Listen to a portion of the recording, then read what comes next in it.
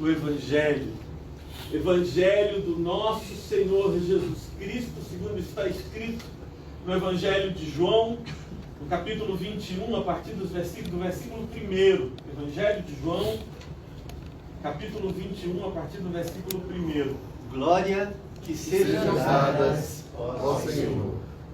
Depois disso, Jesus se manifestou outra vez aos discípulos junto ao mar de Tiberíades. Foi assim que ele se manifestou. Estavam juntos Simão, Pedro, Tomé, chamado Dídimo, Natanael, que era de Caná da Galileia, e os filhos de Zebedeu, e mais 2 discípulos de Jesus. Simão Pedro disse aos outros: vou pescar. Os outros responderam: nós também vamos com você.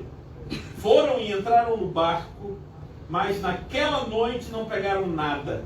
Ao romper do dia, Jesus estava na praia, mas os discípulos não reconheceram que era ele.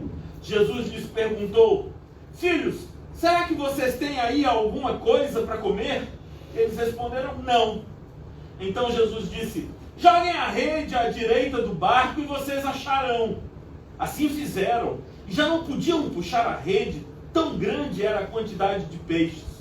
E o discípulo a quem Jesus amava disse a Pedro: é o Senhor. Simão Pedro, ouvindo que era o Senhor, cingiu-se com a sua túnica, porque tinha tirado a roupa, e lançou-se ao mar. Os outros discípulos vieram no barquinho, puxando a rede com os peixes, porque estavam somente a uns 90 metros da margem. Ao saltarem em terra, viram ali umas brasas com peixe por cima, e também havia pão. Jesus lhes disse: tragam alguns dos peixes que vocês acabaram de pegar. Simão Pedro entrou no barco e arrastou a rede para a terra. A rede estava cheia, com 153 grandes peixes, e mesmo sendo tantos peixes, não se rompeu. Jesus disse a eles: venham comer. Nenhum dos discípulos ousava perguntar: quem é você? Porque sabiam que era o Senhor. Jesus veio, pegou o pão e deu a eles. Depois fez a mesma coisa com o peixe. E esta já era a 3ª vez que Jesus se manifestava aos seus discípulos depois de ressuscitado dentre os mortos. Depois de terem comido, Jesus perguntou a Simão Pedro: Simão, filho de João, você me ama mais do que estes outros me amam? Ele respondeu: sim, o Senhor sabe que eu o amo. Jesus lhe disse: apacente os meus cordeiros. Jesus perguntou pela 2ª vez: Simão, filho de João, você me ama? Ele respondeu: sim, o Senhor sabe que eu o amo. Jesus lhe disse: pastorei as minhas ovelhas. Pela 3ª vez, Jesus lhe perguntou: Simão, filho de João, você me ama? Pedro ficou triste por Jesus ter perguntado pela 3ª vez: você me ama? E respondeu: o Senhor sabe todas as coisas, sabe que eu amo. Jesus lhe disse: apacente as minhas ovelhas. Em verdade lhe digo que quando era mais moço, você se cingia e andava por onde queria. Mas quando você for velho, estenderão as mãos, e outro o cingirá e o levará para onde você não quiser. Não quer ir. Jesus disse isso para significar com que tipo de morte Pedro havia de glorificar a Deus. Depois de falar assim, Jesus acrescentou: siga-me. Evangelho do nosso Senhor. Louvado sejas, ó Cristo. Que as palavras dos meus lábios e o meditar do meu coração sejam agradáveis na tua presença, Senhor, rocha minha e redentor meu. Amém. Podem se assentar, irmãos. Uma das histórias mais famosas de toda a civilização ocidental, já traduzida diversas vezes em filmes e artigos, é a história da famosíssima viagem de Ulisses até Troia e de Troia até Ítaca. Essa é uma história cheia de emoções e de fantasias, contada por Homero em 2 livros. O primeiro livro é chamado de A Ilíada, que é a história de como Ulisses sai da sua cidade, do seu local de Ítaca, e vai até Troia e combate as lutas que acontecem. Vocês conhecem a história do cavalo de Troia, que é uma ideia de Ulisses, porque não estava dando certo todas as estratégias, e todos os gregos presentes não eram suficientes para dar conta de resolver aquilo. E aí ele tem aquela ideia e finalmente os gregos vencem os troianos e começa o segundo livro, que é a Odisseia, que é a viagem de Ulisses de Troia de volta para casa. É nessa parte da história que Ulisses chega a um local para buscar suprimentos para ele e para o seu regimento, e ele acaba sendo preso por um cíclope, um ser monstruoso de um olho só e que quer devorar os Ulisses e os seus colegas de viagem, os marinheiros que com eles viajavam. Ulisses engana o cíclope, mata o cíclope, cegando-lhe o olho único, e foge. Ocorre que o cíclope era filho de Poseidon, o deus dos mares. E Poseidon tem uma estratégia para impedir que Ulisses chegue até o seu destino. Era maldição. Pode ser que alguns de vocês não achem uma maldição tão ruim assim, mas era a maldição de Poseidon. Ele fez com que o barco de Ulisses encalhasse perto de uma ilha que era dominada por uma deusa chamada Calipso. E Calipso era belíssima, linda. E ela, porque era uma deusa, tinha a seu serviço as melhores comidas, as melhores bebidas, música extraordinária. E aí Ulisses chega, ele começa a remontar, a reformar o seu barco, mas ele quer voltar para casa. Mas Calipso se apaixona por Ulisses. Ela se apaixona e quer impedir que ele volte para casa. Quer que ele fique com ela. E quando o barco estava pronto, e Ulisses já preparado para voltar para casa, Calipso lhe diz uma coisa bastante óbvia do si. Veja bem, por que você não passa mais um dia aqui? Mas passa um tempo, um dia, que diferença faz? É ou não? Mais um dia. E aí Ulisses pensa, mas um dia de boa comida, um dia de boa bebida, um dia com essa mulher maravilhosa, de prazeres e de amor, que mal faz? Mas um dia Ulisses fica 7 anos, ficando um dia de cada vez. Ela não diz a Ulisses assim, você não volta para casa, você não vai para casa. Ela só o convida a ficar mais um dia. E todo dia Ulisses fica. E todo dia ele vai para a beira da praia, chora. E chora porque ele sabe que aquele não é o seu lugar. Esse não é o meu lugar. O meu lugar é Ítaca, onde está minha mulher Penélope, onde está meu filho, que ele havia visto nascer, mas pequenininho. Ele viajou para Troia, e ele já, só em Troia, na guerra, ele tinha passado 10 anos. Agora ele estava 7 anos ficando lá na ilha de Calipso, e ele mal conhecera Telêmaco, seu filho. E Penélope já está vivendo 1000 aventuras que não dá para contar agora. É então que Zeus vê a tristeza de Ulisses e determina a Calipso que o liberte, que deixa ele voltar para casa. E aí tem uma das passagens mais bonitas, Roberto, da Odisseia. Calipso dá a última jogada. Calipso chama Ulisses e diz assim: fica comigo, eu não posso mais te deter, mas para você ficar, eu te darei como presente a eternidade jovem. Não é só a vida eterna, que não adianta muito. Era a juventude eterna. Tu serás para sempre jovem e estarás comigo. Essa é a proposta de Calipso a Ulisses. E você já deve estar imaginando que Ulisses aceitou. Pô. Essa até eu ficava. Já não era ruim estar ali. E agora, eternamente jovem, e Ulisses olha para Calipso e diz uma das frases mais bonitas, Ana.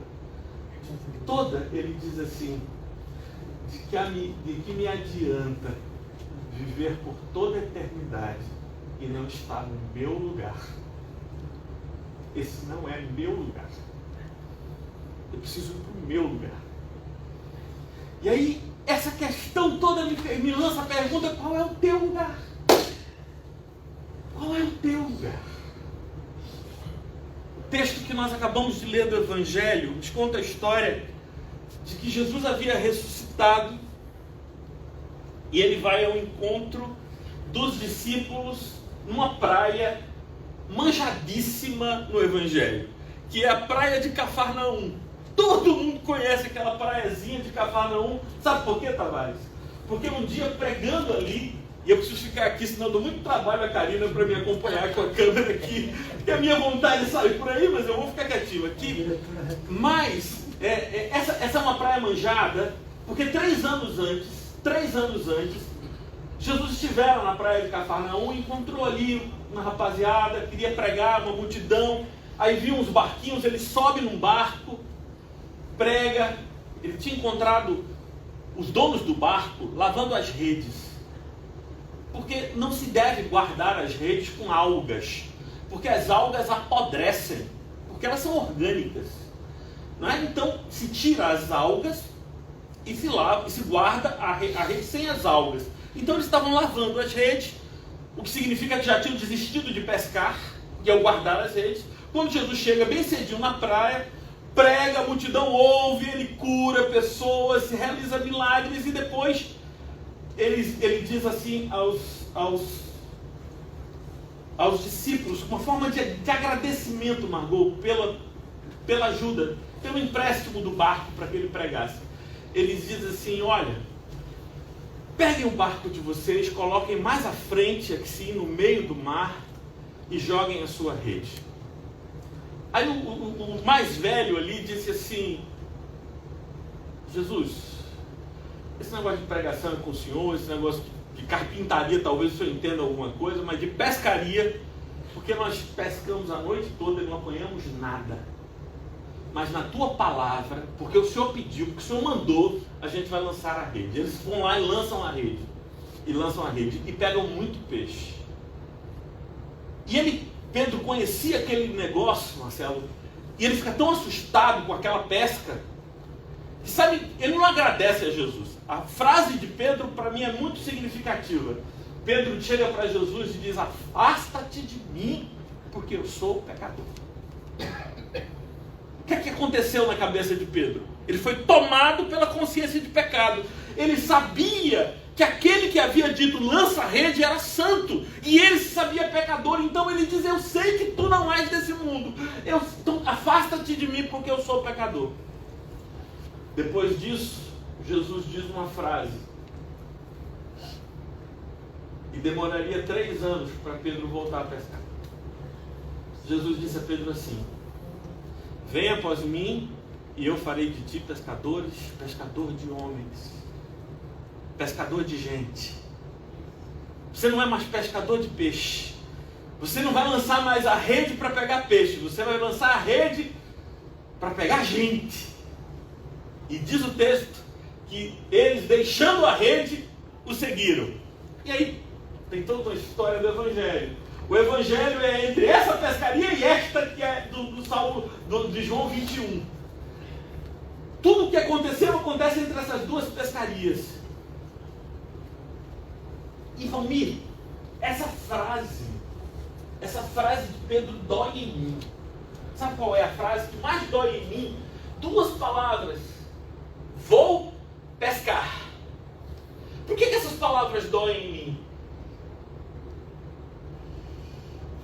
Isso não deu certo. Esse projeto todo de seguir Jesus, do reino de Deus, ele está voltando para a gente. Ele está voltando para a gente. E ele está voltando porque ele percebeu que não era para ele esse negócio, sabe? Que não dava, porque ele tinha um trauma profundo em sua alma. Sabe que trauma era esse, Dom Filadelfo? O trauma do pátio da casa de Caifás. Jesus estivera com os discípulos na quinta-feira e ele fez uma série de advertências. E uma das advertências foi: um de vocês me trairá. Um de vocês me trairá. Pedro era daqueles caras das antigas, entendeu, Roberto? Das antigas. E Pedro olhou na cara de Jesus e disse: olha, pode dar o que der. Eu sou macho. Eu não vou te trair. Jesus olhou nos olhos dele e disse: deixa eu te dizer um negócio. São 5 da tarde. Antes que o galo cante, tu me negarás 3 vezes. Não, velho. Não. Como é? Ó, são 5 da... Que horas o galo canta? 4h30? Mais ou menos, é isso? 4 horas, 4h30 da madrugada? São 5 da tarde. Antes que o galo cante, tu me negarás 3 vezes. Aí Pedro disse na alma dele: que culpa, ele? Que conversa é essa? Aí vocês conhecem a história. Ele estabelece a Eucaristia. Ele vai para o Monte das Oliveiras, Getsemane. Ele é preso, levado para a casa de Caifás. Lá na casa de Caifás aparece a primeira fogueira do Evangelho. O Evangelho só tem 2 fogueiras, Tavares. Uma foi acesa no pátio da casa de Caifás, a outra foi Jesus que acendeu. Aquela primeira foi ao redor dela que 3 vezes Pedro disse que não conhecia Jesus. Porque a primeira vez alguém pergunta: esse sotaque galileu, tu é discípulo dele, né? E ele diz: Pedro, não, que conversa, não sou discípulo dele não. Aí um cara que era primo do cara de quem Pedro tirou a orelha, de Malco, disse: não, eu te vi no Getsemane, tu é discípulo dele sim. Não sou, estou dizendo que não sou. E depois uma serva diz assim: olha, eu conheço você, você é discípulo dele. E aí Pedro começa a dizer palavrão e diz: eu não sou. Quando o irmão acaba de dizer: eu não sou, um galo canta. Quando Pedro escuta o galo cantar, Jesus, que estava algemado numa parede, tinha visto João e Pedro de longe. Quando Jesus ouviu o galo cantar, quando Pedro ouviu o galo cantar, os olhos dele se cruzaram.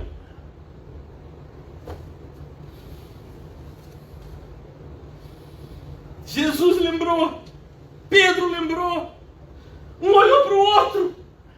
Jesus não tinha ouvido nada do que Pedro havia dito, mas Pedro ouviu tudo. E o texto diz que Pedro saiu da casa de Caifás e foi chorar com um coração cheio de amargura. Cheio de amargura.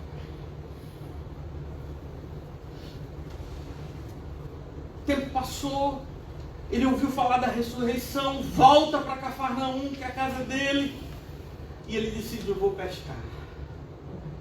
E aparece Jesus na beira da praia, ele acende uma fogueira, chama Pedro para perto da fogueira. Agora, a coisa é tremenda, porque quando Jesus chega e diz assim: vocês têm algum peixe?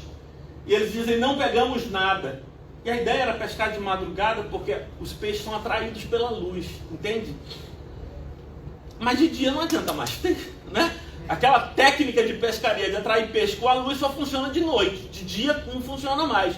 Aí eles dizem: tendo trabalhado a noite toda, nada apanhamos, então agora não adianta mais lançar a rede. Aí Jesus disse: lança a rede à direita. Quando eles lançam a rede à direita, eles sentem que a rede pegou muito peixe. Quando eles sentem que a rede pegou muito peixe, João, cujo nome não é dito no Evangelho, ele é colocar o discípulo a quem Jesus amava. Ele, para se referir dele mesmo, ele não bota o nome dele, ele bota o discípulo a quem Jesus amava.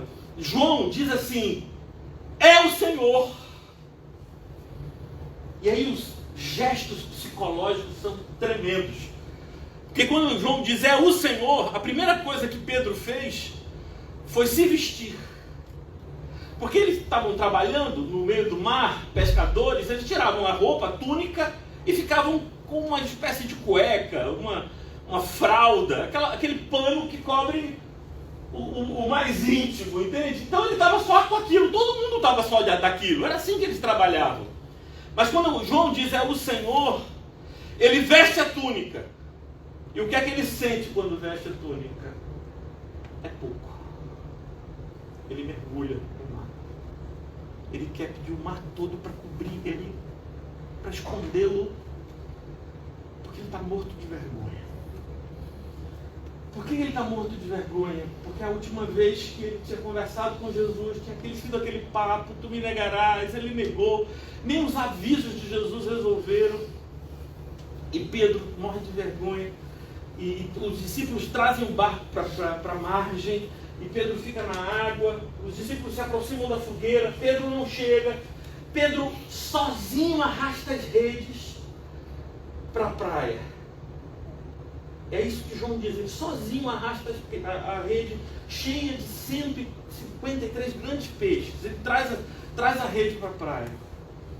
Quando está todo mundo ali, Jesus distribui um pão, um peixe que ele já tinha assado, ele olha para Pedro e diz assim: Pedro, tu me amas.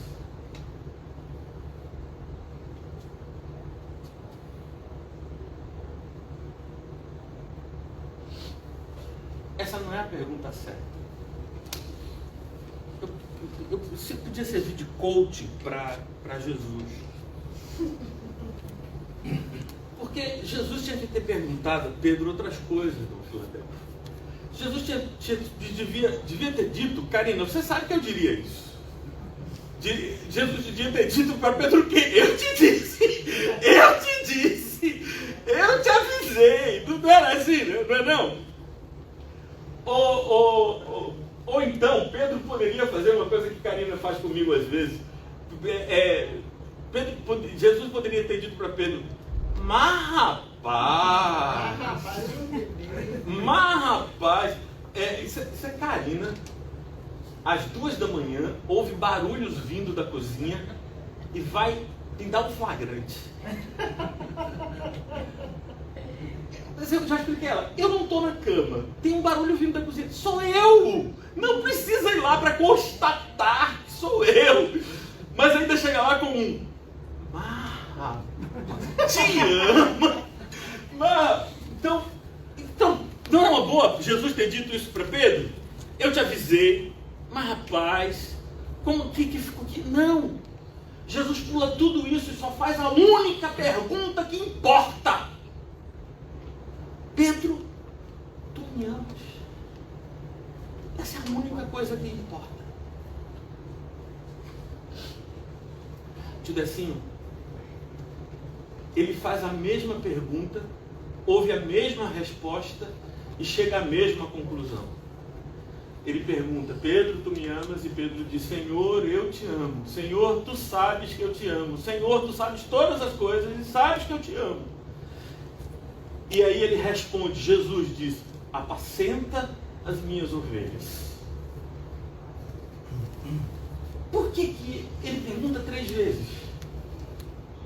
Se ele já tinha recebido a resposta.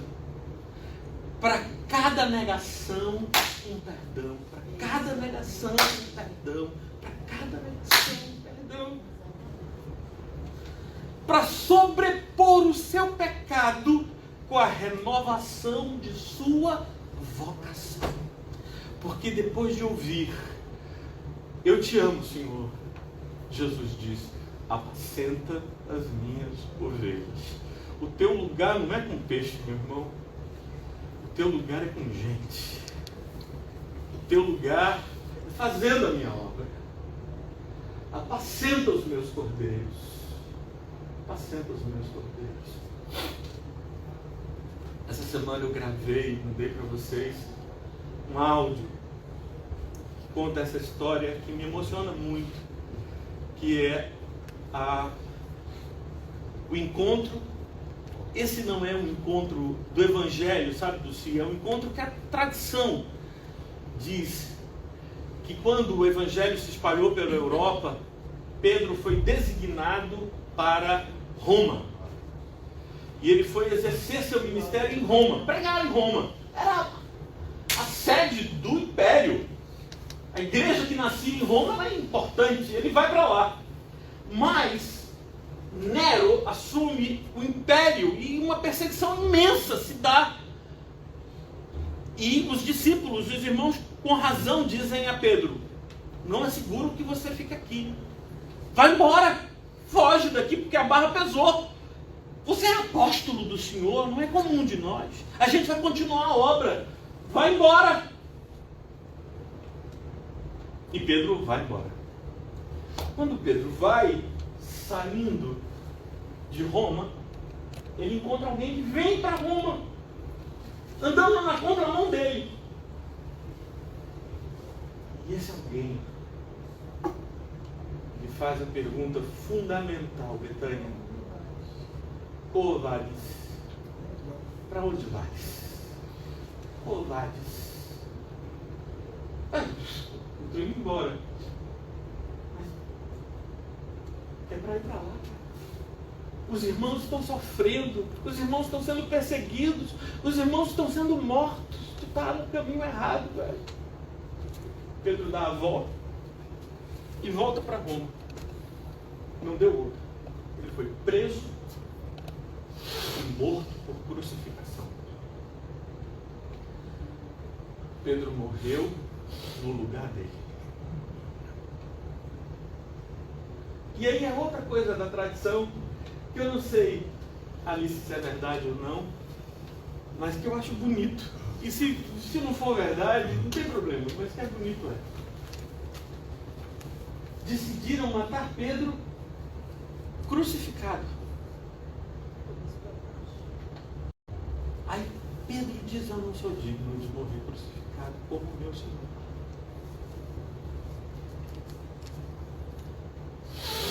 Ele estava sentenciado para morrer crucificado. E ele protesta no último pedido que se dá ao sentenciado: que eu não morra do jeito que o meu Senhor morreu. Para tirar a onda da cara dele, invertem a cruz. E ele é crucificado de cabeça para baixo. E assim morre Pedro, no único lugar desse mundo que era o lugar dele. E eu quero pedir hoje ao Senhor que nos mostre onde é o nosso lugar. Onde é o nosso lugar, o meu lugar, o teu lugar, para que a gente não fuja disso. Há uma palavra que é parecida, mas não é igual. A expressão latina cor vade, onde vais, parece com a expressão latina cor vade. Cor em latim é coração, vade que sai. Cor vade é aquele que foge, é o coração que foge. Eu quero ter um coração que fica com dores, com angústias, com sofrimentos, mas que não vai, que fica aqui, para que eu possa entregar ao Senhor meu coração. E como eu ensinei a vocês alguns domingos atrás, para que ele seja, olha que expressão linda, sacra, um coração consagrado a Deus, um coração que se entregou ao Senhor. Vamos ficar de pé. Tem uma canção que eu confesso a vocês que para mim é a canção mais forte que eu conheço, assim, e que eu espero que vocês conheçam a letra também. Eu queria que a gente cantasse juntos.